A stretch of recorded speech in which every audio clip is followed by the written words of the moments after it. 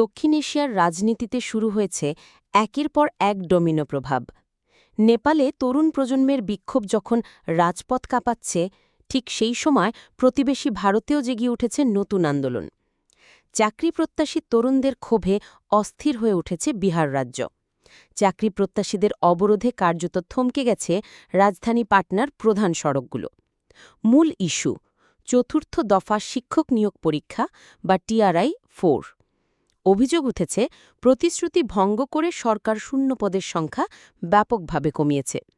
বিক্ষোভকারীদের দাবি, প্রতিশ্রুতি অনুযায়ী 1,20,000 শিক্ষক নিয়োগ দিতে হবে। অথচ শিক্ষা মন্ত্রণালয়ের ঘোষণা, এবার পদসংখ্যা মাত্র 26,000। এতে ক্ষোভ আরও তীব্র হয়েছে।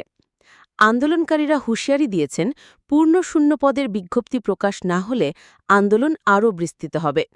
সামনে বিধানসভা নির্বাচনকে ঘিরে এই ইস্যু রাজনৈতিক অঙ্গনে বড় ধরনের প্রভাব ফেলতে পারে বলে আশঙ্কা করছেন বিশ্লেষকরা।